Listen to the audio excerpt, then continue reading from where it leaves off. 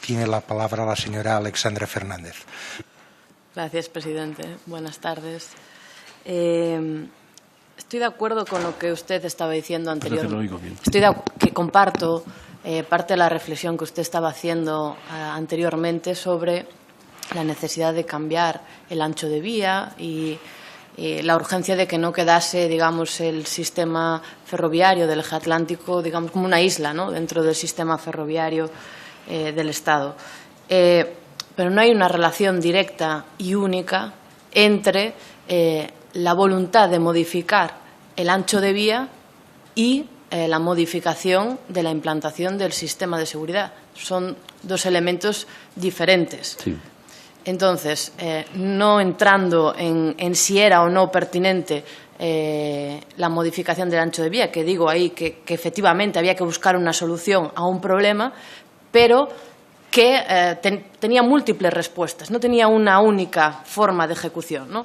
Se decidió recortar el sistema de seguridad en los últimos kilómetros, pero podría haberse mantenido el cambio de los sistemas de seguridad en la estación de Santiago. Quiero decir, ahí hay una parte en que hay una decisión a mayores sobre la implantación del sistema de seguridad y en qué momento se hace la transición entre los dos sistemas, ¿no? Entonces, la primera pregunta es ¿por qué se escoge una opción y no otra? ¿Por qué se escoge la opción de recortar el sistema de seguridad los últimos kilómetros, dejando desamparada del control de velocidad continuo que supone el RTMS, precisamente la curva que sería probablemente lo más peligroso, ¿no?, de todo ese trazado, esa última curva para entrar en la estación? ¿Por qué se decide eso y no otras opciones, como digo, por ejemplo, llevarlo hasta Santiago y dejar protegida la curva? Señoría, ya me gustaría a mí saberlo, porque es que cuando yo me entero que pasa eso, es cuando se produce el accidente. Yo las primeras noticias que tengo de que el RTMS ha desaparecido de los últimos 8 o 10 kilómetros es una vez que se ha producido el accidente. Porque cuando uno piensa que tiene unos sistemas de señalización, de comunicación, es decir, cuando la superestructura que decían los técnicos en esos momentos en el ADIF tiene unas determinadas condiciones y características, pues cuando uno dice, oiga, es que el RTMS está entre Oiriso, Ourense y Santiago. Bueno, pues si lo dicen a usted y a mí, los dos nos creemos lo mismo, que el RTMS está hasta Santiago. ¿Y por qué razón no está? Pues no lo sé. Entonces, yo lamentablemente no lo sé. Me gustaría dar una respuesta que le satisficiera a usted y a mí. Entonces compartirá usted conmigo que si eso entiendo que lo que usted está diciendo es que fue una decisión más bien técnica o de alguien que estaba por debajo de usted, que usted no hizo parte de esa decisión, entiendo que está diciendo esto, lo que debería haber son una serie de mecanismos que le garantizasen a usted como responsable que se están haciendo las cosas bien. Y esos mecanismos, en este caso concreto, eran una evaluación de riesgos. Lo dice la Agencia Ferroviaria Europea. En la modificación del proyecto faltó una evaluación de riesgos. Si se hubiese evaluado los riesgos que suponía modificar las condiciones de seguridad y recortar el sistema RTMS en los últimos kilómetros, probablemente alguien se habría dado cuenta de la peligrosidad que suponía esa decisión y, por lo tanto, habría una barrera, ¿no?, digamos, de protección ante una decisión que empeoró la seguridad. ¿No cree usted que se debería haber hecho esa evaluación de riesgos? Pues es que, señoría, yo lo que no sé es por qué razón no se hacen las evaluaciones de riesgos y por qué razón se hacen. Porque, indudablemente, a lo largo de toda mi vida como secretario de Estado, en los diversos modos de transporte que hay en el Ministerio de Fomento y que dependían de alguna manera o de otra de mí, yo siempre he insistido en que la única prioridad que tenemos es la seguridad. La seguridad viaria, la seguridad ferroviaria, la seguridad portuaria, la seguridad aeroportuaria. Ahora, ¿cuáles son los mecanismos necesarios para garantizar esa seguridad? Usted me dice que una evaluación de riesgos o que la Agencia Ferroviaria Europea dice que una evaluación de riesgos. Pues a lo mejor en las conclusiones de esta comisión tendrá que haber una que diga que tendrá que realizarse cualquier modificación de determinados tipo de proyectos, pues una evaluación de riesgo de que esa modificación implica. No os lo discuto. No se lo discuto. Bueno, efectivamente, eso aparte es que está por normativa. Cuando hay un cambio sustancial en la seguridad, se está obligado a una ¿Por qué razón no se hizo? Es lógico también. Ustedes han hablado con los responsables de Adif y de Renfe durante todo ese tiempo y otros responsables que eran independientes, y yo me imagino que ustedes habrán preguntado. Es que yo no sé qué respuesta les han dado. Lo que sí yo le puedo decir es que si hemos tenido algún problema porque no se ha hecho lo que entendemos que debe de haberse hecho, pues a lo mejor hay que decir, oiga, mire, mis conclusiones son que para que esto no vuelva a ocurrirse tiene que producirse este elemento de manera inexorable y que tiene que haber algún tipo de control o algo para que se vea que se va cumpliendo. Ahora, pero yo no le puedo decir, señoría, qué es lo que, si procedía o no procedía, si estaba o no estaba, porque es que yo en los temas de carácter técnico pues no me he metido nunca. Yo no sé si eso es un tema de carácter técnico. Yo creo que sí, porque son los mismos técnicos los que tienen que evaluar cuáles son las repercusiones de las decisiones que toman. Pero no lo sé. De acuerdo con los artículos 10 y 11 de la Directiva 2004/43/CE, los sistemas de gestión de la seguridad deberían ser evaluados por ustedes también, las autoridades nacionales responsables de la seguridad del Estado. Y dentro de esos sistemas de la gestión de la seguridad, dice que debe cumplir con los requisitos de tener procedimientos y métodos para llevar a cabo la evaluación de riesgos. Desde la Secretaría General de Infraestructuras se otorga esta autorización de seguridad a Adif. Es cierto, ¿no? Es que no sé qué es. Autorización de seguridad de Adif, en base a la cual se otorga esa potestad a Adif, pero en última instancia ese sistema de gestión de la seguridad es avalado por una autoridad superior a Adif. ¿Cómo se otorga esto sin que se cumpliese un sistema de gestión de la seguridad? Yo eso lo desconozco, señoría. Que no permitiese que no se evaluasen los riesgos. Eso lo desconozco. Yo eso que usted me está enseñando ahora, yo no lo conozco. Señora Fernández, ¿podría aproximar el documento al compareciente para asegurarnos de su respuesta y de su pregunta?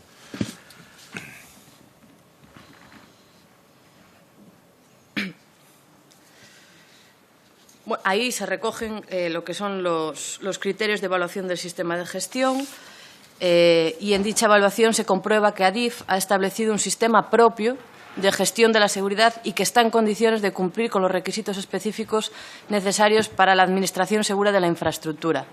Sin embargo, en el auto del juez está plagado de declaraciones de falta de seguridad de Adif muy claras. Dice: ha quedado evidenciado que el análisis, siendo preceptivo, no se hizo, no consta en autos, pese a la descomunal información documental aportada, constancia alguna de que Adif haya evaluado esos riesgos.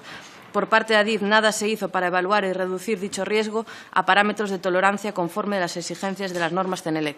Es decir, hay un señalamiento claro de la falta de mecanismos dentro de Adif para garantizar la seguridad, pero al mismo tiempo se le da ese informe favorable a Adif desde una entidad superior. Sí. ¿Cómo puede ser? ¿Quién estaba velando por que los sistemas de gestión de seguridad? El director general, señora Fernández, deje leer con tranquilidad al señor Morlán el documento. De hecho, lo tendría que haber hecho antes de formular las preguntas. Pensé que lo conocería. No lo conocía.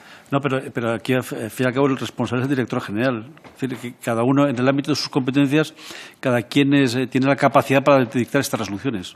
Y a mí no me consulta el director general o la secretaria general, no le consulta el director general que va a hacer esta autorización. Pues porque tiene algún tipo de viene reglamentada alguna parte, y lo que hace el director general es hacerlo o no hacerlo en función de las explicaciones que le da Adif. Ahora, más no le puedo decir. Yo aquí, salvo que cambiemos la ley y digamos que, mire usted, que a partir de un momento determinado los secretarios de Estado serán los que se dediquen a vigilar esto, pues a lo mejor, pero en este momento eso es el director general.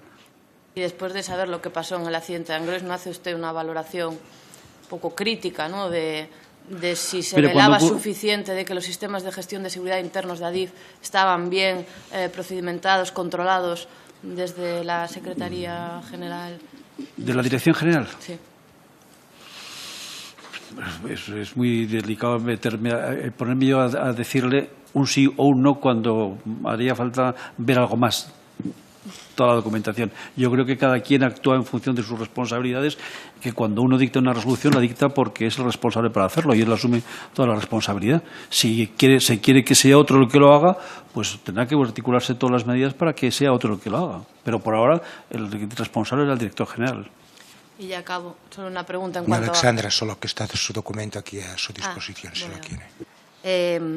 En cuanto a las prisas, usted hablaba de que ustedes jamás precipitarían unas obras poniendo en causa la seguridad. Yo creo que en este caso no es que hubiese una precipitación de las obras, pero sí que observamos cierta precipitación en cuanto a la documentación, a la tramitación de la documentación. La puesta en servicio se otorga en el plazo de 1 hora. Nosotros creemos que no es tiempo suficiente para hacer una valoración objetiva, seria, de que ahí estaba toda la documentación. Y efectivamente, después conocimos que faltaba el informe de evaluador independiente, ¿no?, que no se había hecho tampoco esa evaluación de riesgos. Sí que vemos cierta celeridad por sacar la documentación adelante y dar la autorización. Y que si se hubiera hecho bien, se habría detectado la falta de documentación. Pero es que a mayores no estaban ni el ISA, que es el informe que certificaba la seguridad en la curva, el informe independiente que certificaba la seguridad, no estaba la evaluación de riesgos, o sea, faltaban los documentos que avaliaban la seguridad de la curva. Y al mismo tiempo tenemos que el jefe de maquinistas de Ourense, en su primer viaje, ya detecta la peligrosidad de la curva. Claro, si conectas un dato con el otro, sacas que quizás esas evaluaciones de riesgos, ese informe de evaluador independiente, no se hizo porque iba a resultar muy evidente que había un riesgo. Si el jefe de maquinistas en su primer viaje ya detectó la peligrosidad, pues cuanto más si se hubiese hecho una evaluación de riesgos seria y rigurosa con tiempo, se habría detectado fácilmente la peligrosidad de la curva. No hubo entonces quizás prisa, y aunque faltasen esas A mí no me consta eso, señoría. A mí no me consta eso. Yo no sé si ustedes, como es lógico, han estudiado con bastante más profundidad todo el proceso, y yo no lo he hecho como ustedes, porque ustedes lo tienen que saber, pero indudablemente a mí no me consta que en ese momento hubiera nada raro, ni nada especial. Y más bien le digo una cosa, es decir, yo creo que si hubiera habido el más mínimo elemento de duda sobre que esa puesta en servicio iba a tener algún tipo de problema o de dificultad, no se hubiera efectuado. Yo, por todas las consecuencias, es que yo creo que ha sido muy grave, ha sido muy duro ese accidente.